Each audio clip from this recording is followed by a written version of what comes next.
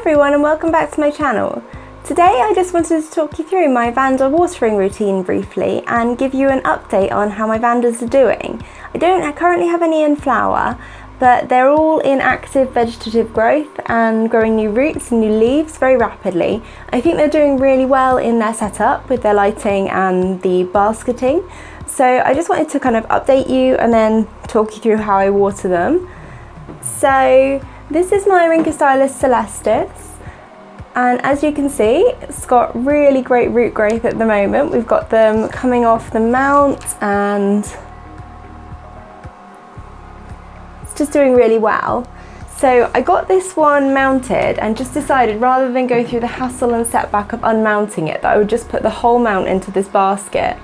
And I think it's doing really well. And actually, can you see here? This root had broken off and two root tips emerged from the break off point. So they've now grown down into the media, but that was really cool. I'll put a picture up on screen because I did take a picture. It was really amazed me that it could do that. And yeah, it's just growing loads of new roots. It does have a good root system on the mount, but hopefully those ones will go down into the media and just keep it extra hydrated so it can carry on with the amazing growth that it's kind of showing at the moment. It's grown 3 new leaves this year so far, so it's doing really well. This is one of the Vandas that I rebasketed after my Class N Orchids haul. So this is the Vanda tub tin velvet crossed with willow, although it could actually not be that. Class N did suggest to me when I queried one of the IDs that the tags have been switched around between this and the other one. So I'm going to wait for them to flower before I switch the tags for the IDs to be confirmed. But they believe that's what happened, so I'll go with them until proven otherwise. So this may not be that ID, but it's a really amazing Vanda. Its root growth is really great. We had this root come out of a dried root point. So the root tip had dried and then this root emerged from it. And again, I've had one of those amazing kind of roots emerging from a broken root tip there, which is quite cool. Yeah, the root growth is just really great on this one. You can see the keiki is also producing new roots down in there.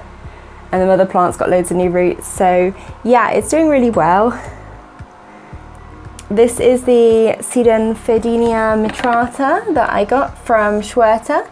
And with this one, it's been growing new root tips, but then the roots have kind of stopped. I think they've been drying out too much. Let me try and show you an example.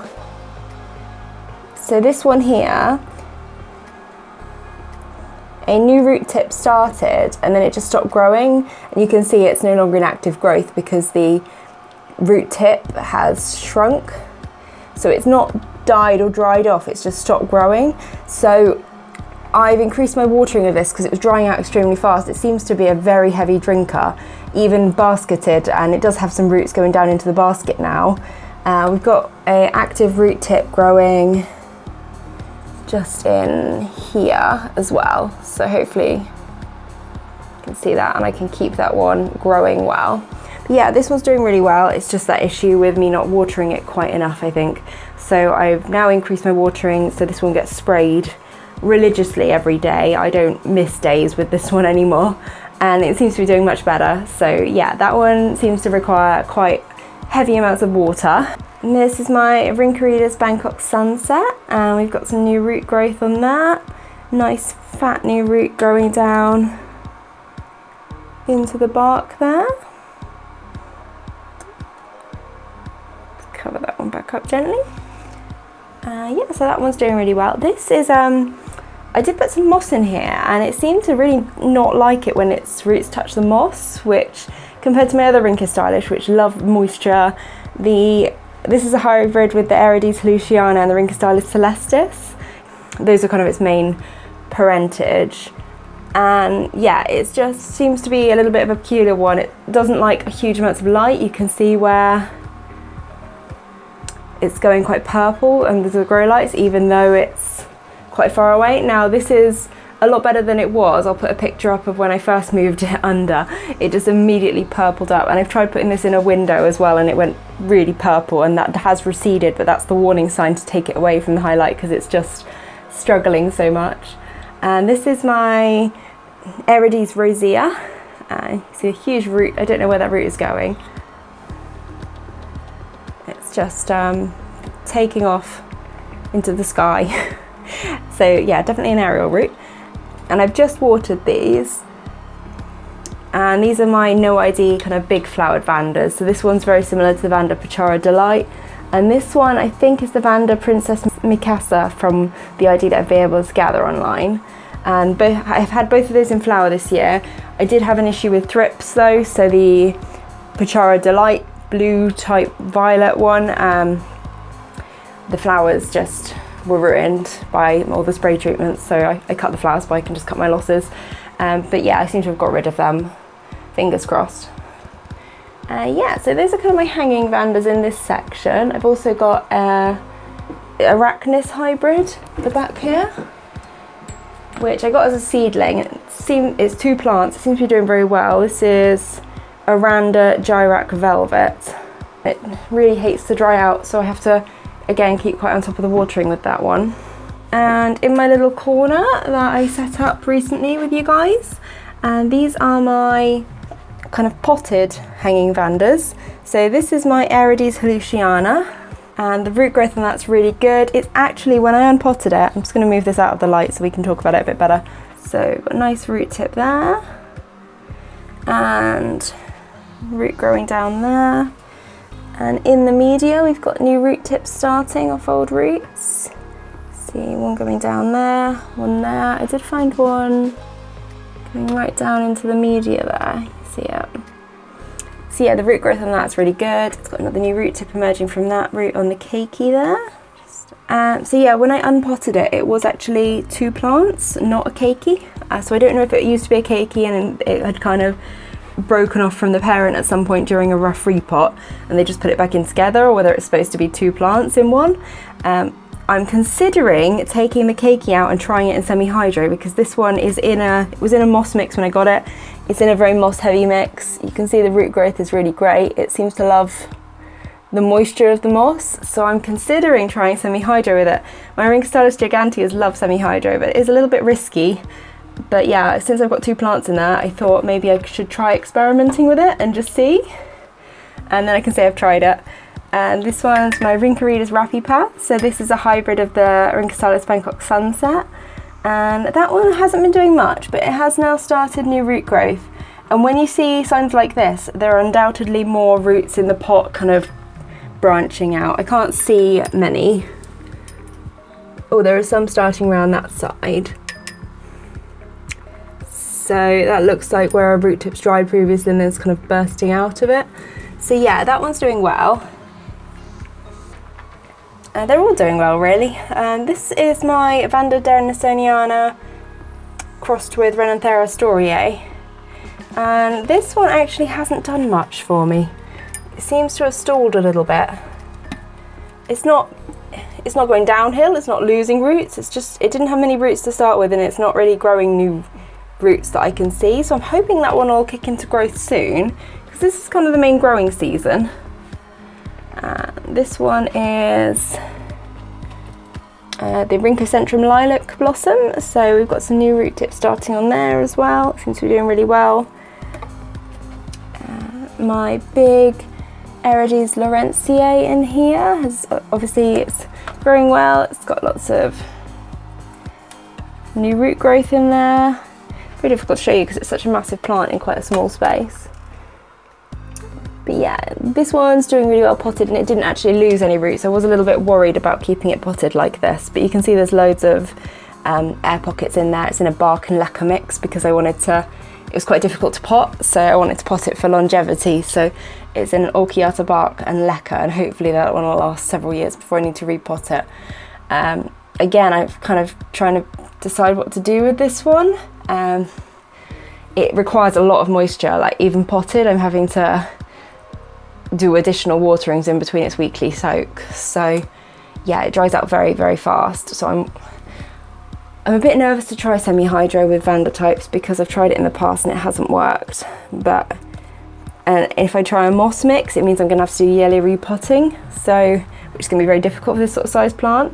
So I'm kind of still trying to figure it out. While I'm doing that, it's doing really well in the setup, so it's not an urgent problem that I need to fix. I will include this one because it is a Vanda type. This is Rhynchostylis MS Sunlight.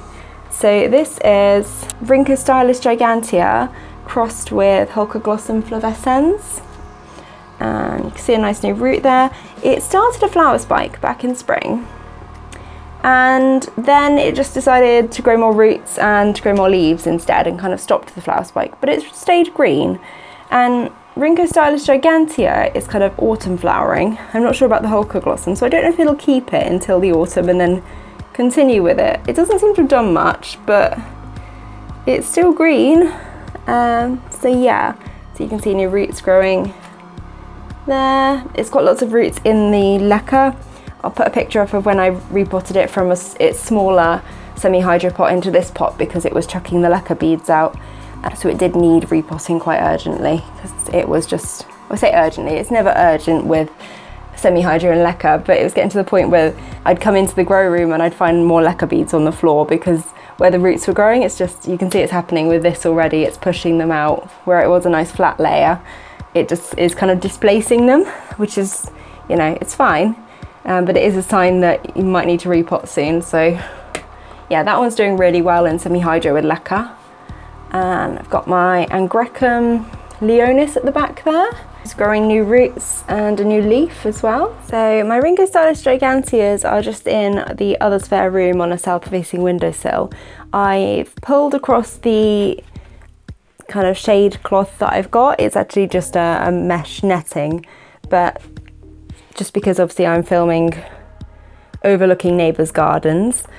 So these are my 3 Rhynchostylis giganteas, and I did an update in a recent video on the root growth. I'll see if I can show you. So I've just briefly taken it out of its self-watering pot just to show you that the roots have already reached the edge of the pot, considering that I put it in quite a huge pot when I repotted it compared to what it was in. You can see that there's quite active root growth at the moment, and one of them does actually have a root just starting there. So yeah, they're all in active growth. We've got new roots emerging, and this is the kind of rescue one, which has really nice firm new leaves. So the old leaves have even firmed up a little bit actually, which I was worried that they wouldn't. But yeah, it seems to be getting a lot of hydration now. It's got a lot of happy sap as well. And the roots have kind of gone down into the leca, the new roots that it was starting. Got a new root that's kind of travelled round the whole inside of the pot and is coming up, and hopefully it'll go back down in there. So yeah, they're all doing really well. And now just to talk to you a bit about how I water them. So once a week I take each basket down and I soak it in a big bucket of water for half an hour. And that's on my watering days on Saturdays. Then in between at the moment, because it's very hot and it's summertime and there's a bit lower humidity, I just take my pump sprayer and I just spray down into the bark there. And for this mounted one I do the back of the mount as well. And I repeat this for all of them. And I do that once a day. It only takes me about 15 minutes just to do them all, and that is because they're basketed, so the bark is also holding on to some moisture for them. So this way I don't have to spend hours each day soaking my Vandas. I just do one proper watering a week with a soak, and then at the moment every day I'm coming in and spraying them down. But that's a lot less time consuming than if they were all bare root and I was having to do sort of half-hour soaks for all of them every single day, or spraying them all down repeatedly and letting it dry and then spraying them down again every day. So definitely saves me a lot of time, and they seem to really enjoy this growing method as well. You can see from all the new vegetative growth they've got there. And for the pots here, I literally just take my pump sprayer, and I use a different pump sprayer. I use my one with the long nozzle, which has more of a jet of water than the spray, and I take these down obviously so they're not dripping. This is a new setup. Before I've had them in saucers. I just take the pump sprayer and I just spray into them. They've got moss through the mix, so that just kind of wicks it evenly through the mix, and I do that once a week or when they dry out. And then for the few that I still have properly potted, I literally do exactly the same, but I leave a little bit of water sitting in the reservoir, in the little tray there, and they seem to really like this. It's got moss in the mix, so this is my Aerides odorata. The moss wicks it evenly through the bark mix. Lots of air pockets and lots of ventilation in there. I've got roots going right down into the soggier bottom there, and actually starting to come out the bottom there. So yeah, they really like moisture, the Aerides, it seems. So yeah, those ones are doing really well. That's how I water them. The Dimorphorchis lowii is in the same setup as that Aerides. So it's got a nice new root just growing there, which makes me very happy. And its little cakey has some roots as well now. Yeah, that one is doing really well also in that setup.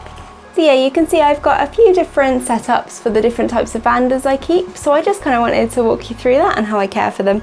And they're all obviously under the artificial lights. And this one's just with one of the individual Gemma chip on board LEDs. There's no issues. The only issue I have is that Rhynchorides Bangkok Sunset, as I said, because it's not a particularly highlight Vanda. And yeah, they're just doing really well in the setup, and I'm really pleased with how they're doing.